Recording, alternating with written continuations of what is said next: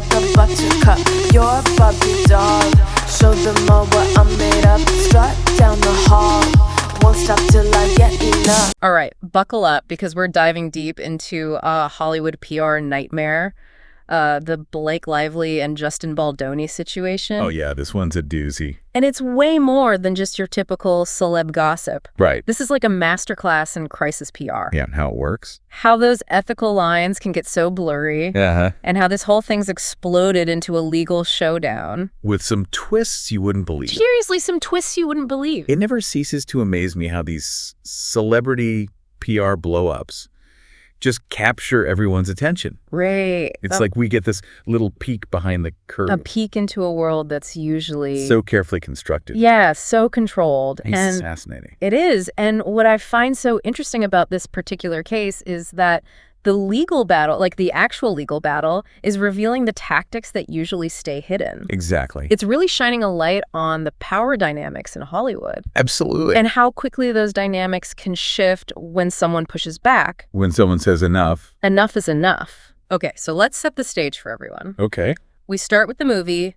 It ends with us, Justin Baldoni directing Blake Lively, starring Big names? big names, and almost immediately you get these whispers of a behind-the-scenes feud, and then boom, Lively files this harassment complaint against Baldoni. Wow. But here's where it gets really good. Okay, I'm listening. Lively's lawyers somehow got these incredibly damaging text messages from Baldoni's PR team. Oh, wow. Messages that are usually buried. Deep.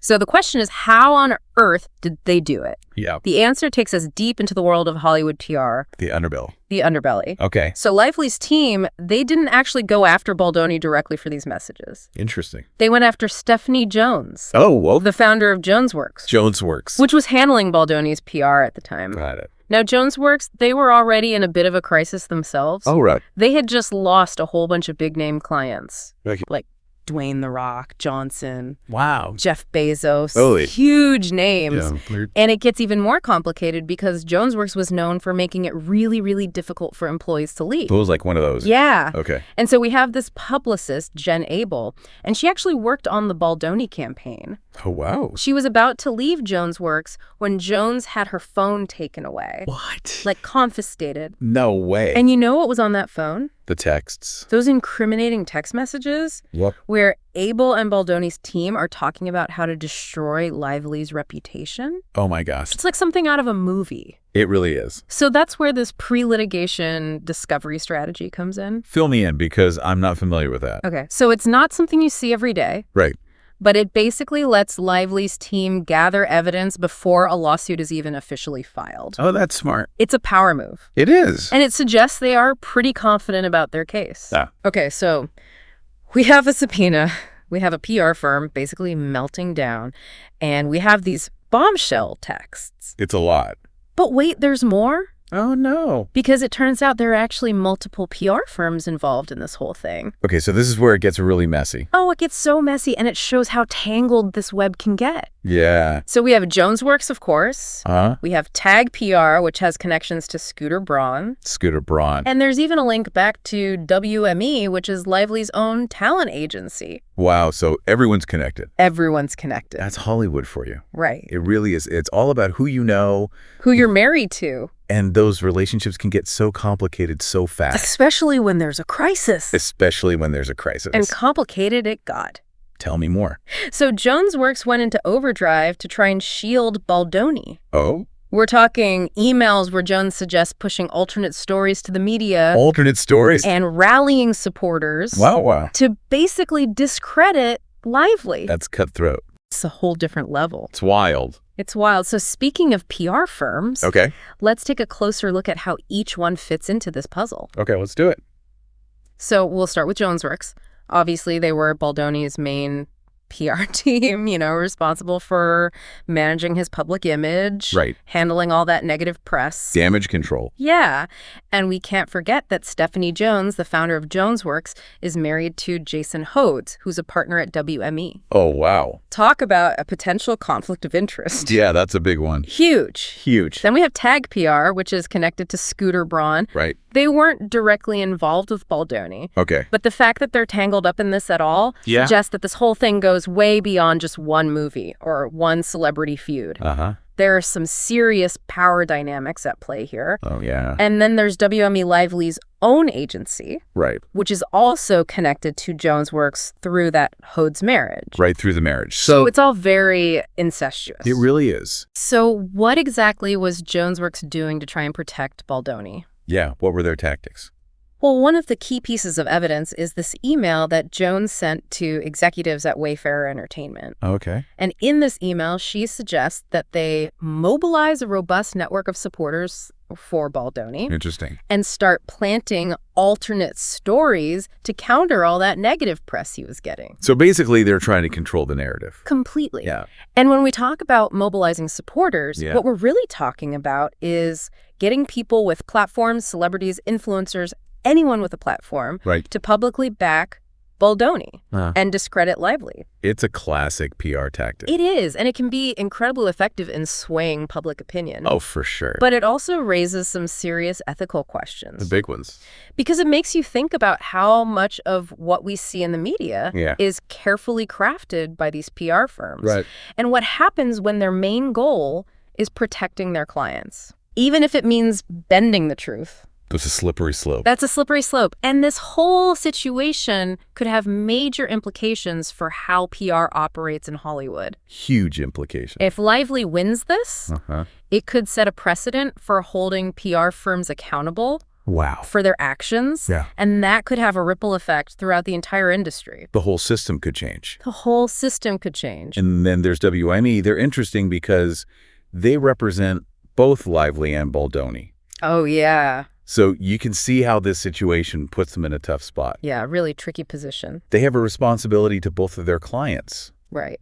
But those clients' interests are clearly clashing here. It's like they're walking a tightrope. Totally. It's like a real-life PR chess match. Exactly. And it really shows how important it is to understand the roles and the motivations of every single PR firm involved. Because the stakes are high. The stakes are so high in a situation like this. Yeah, and so far we've been talking about this whole thing from the PR perspective. Oh, yeah. But we can't forget that there are actual people at the center of this story. Oh, absolutely. Lively and Baldoni both have careers and reputations built on their public image. For sure. And this very public battle could have lasting effects on both of them. Oh, definitely. It's a good reminder that being a celebrity doesn't mean you're above the consequences. Right. Like in the past, stars could rely on their publicists to just smooth things over. Yeah, to kind of protect their image. Yeah. But with social media and more awareness around things like harassment, the landscape has totally shifted. Yeah, you can't just sweep things under the rug anymore. It feels like Lively is taking a stand. Yeah. Not just for herself, Right. but for others who might find themselves in a similar situation. Absolutely. By going public with her complaint and aggressively pursuing legal action, she's sending a message that this type of behavior won't be tolerated. Yeah. It's a powerful message, especially in an industry Especially in Hollywood. where power dynamics can make it really hard to speak up. Yeah. What Lively is doing could empower others to come forward. To come forward and demand accountability. Exactly. And that brings us to a really crucial point. Okay. What exactly are the stakes in this case? Let's break it down. So for Lively, if she wins this, Yeah. it could solidify her image as someone who stands up for what's right. Right. But if things don't go her way, Yeah. she risks being seen as difficult or even vengeful. That's the risk. And for Baldoni, the stakes could be even higher. Oh, yeah, for sure. Because his whole brand is built around being positive and empowering. Right. And these allegations, regardless of whether they're true or not, they've already damaged that image. They have. And if he loses in court, it could be devastating to his career. It's absolutely devastating. And we can't forget about the PR firms. Right, the PR firm's caught in the middle. Yeah. This case has the potential to set a precedent for holding them responsible, Responsible for their clients' actions. which could completely change how the industry operates. Yeah, it raises the question, how far should a PR firm go to protect their client? Right. Where does loyalty turn into unethical behavior? Yeah, where's that line? It's a tangled web, this whole situation. It really is. We've got these explosive text messages, conflicting accounts from both sides, and a potential legal battle. Yeah, legal battle brewing. But let's shift gears for a second and talk about the legal side of things. Okay, the legal side. Lively filed a complaint with the California Civil Rights Department. The CRD. With CRD, which means this is way more serious than just a PR nightmare. Oh yeah, this goes way beyond just hurt feelings or bad press. Right. Lively's complaint alleges sexual harassment and retaliation. Right. Those are serious accusations with potentially serious consequences. Yeah, and it's important to remember that the CRD has the power to launch its own investigation. They do. Regardless of whether Lively decides to pursue a lawsuit. So even if Lively chooses not to file a lawsuit, Baldoni could still face repercussions from the state of California. Exactly. And the CRD's decision, in this case, could have a major impact on how this whole saga plays out. Definitely a major impact. It's also interesting to think about the role of social media in all of this. Oh yeah, social media is huge. The rumors about the feud between Lively and Baldoni started online. Right. And social media has become this platform for both sides to share their perspectives and rally support. It's a double-edged sword.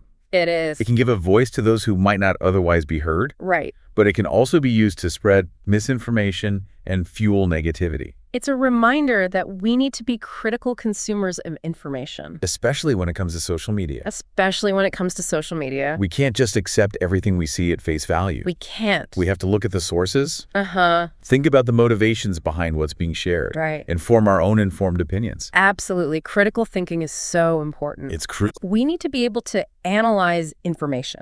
Yes. Recognize biases.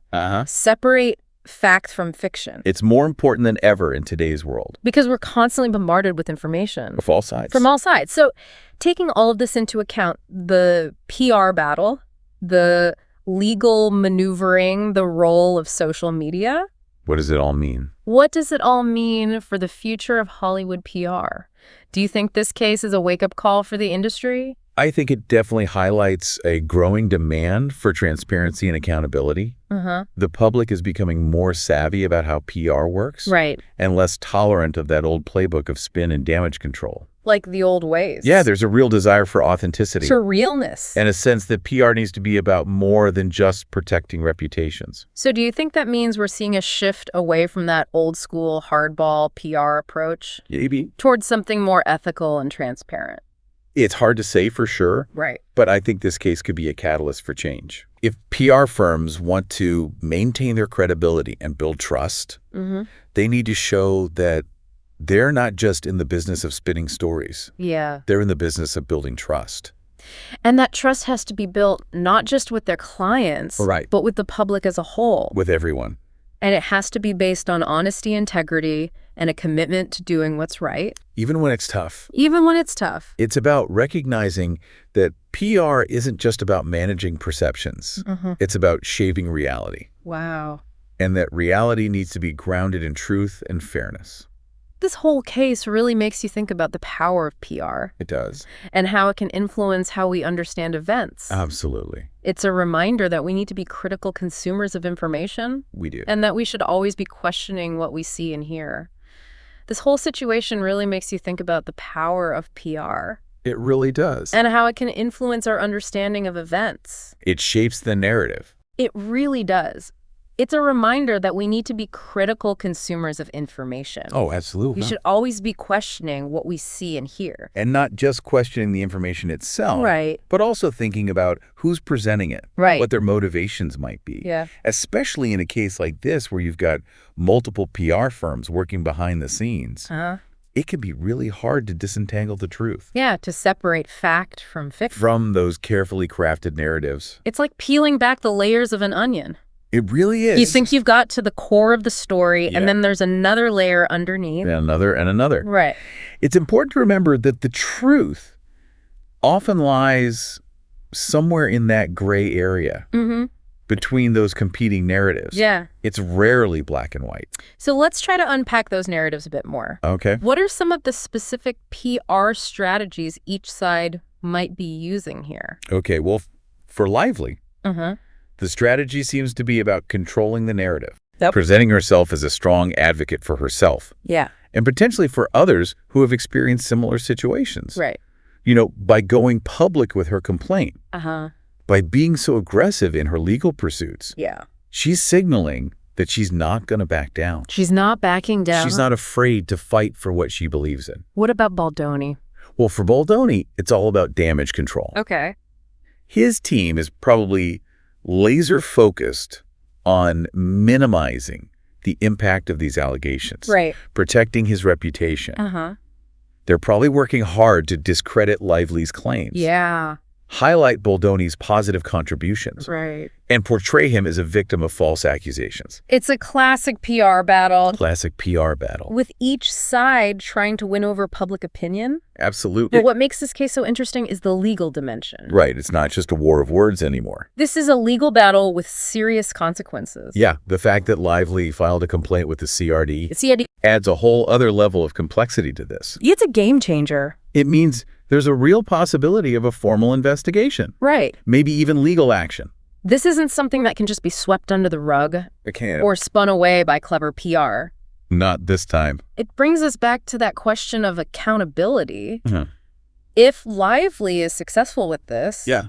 this case could set a precedent A big one. for holding not just individuals, but the PR firms accountable for their actions. Right. And it raises all sorts of ethical questions Big questions. about the role of PR in shaping public perception Right. and maybe even influencing the outcome of legal cases. Where do we draw the line Exactly. between advocating for a client Uh-huh. and engaging in unethical or even illegal behavior? And how much responsibility do PR firms have for their clients' actions? Big question. These are questions that are going to be debated for a long time. Oh, for years to come. So this case really highlights how powerful PR is. It is a powerful force. It can be used for good or for bad. It's a double-edged sword. And it's up to all of us Everyone to be aware of how it can be manipulated to be aware of the manipulation. and to really approach everything we see and hear with a healthy dose of skepticism. Absolutely. So what's the takeaway for our listeners today? If I could offer one piece of advice, Yeah. it would be to be an active and engaged consumer of information. Okay. Don't just passively accept what you're told. Question everything. Question everything. Look for multiple perspectives. Yes. And really think critically about the motivations of the people presenting the information. And remember, Uh-huh. the truth is often messy, Yeah. complicated, It rarely fits neatly into a simple narrative. rarely. That's great advice. I try. This whole deep dive has been like a masterclass in critical thinking. It has been. We've gone behind the curtain of this Hollywood PR battle. We have. We've explored the legal complexity, And all the ins and outs. and we've unpacked those ethical dilemmas at play. There are a lot of them. And we've only just scratched the surface. Yeah, this is a story that's still unfolding. Still unfolding. It's going to be fascinating to see how it all plays out. Oh, I'll be watching closely. Me too. Well, that's all the time we have for today's deep dive. Time flies. We hope you found it informative. And thought-provoking. Until next time, stay curious, keep asking questions, And never stop digging for the truth. and never stop diving deep. Sound the alarm. I'm coming up. We'll have a ball. I'm sweet like a buttercup. You're a Barbie doll. Show them all what I'm made of. Strut down the hall. Won't stop till I get enough.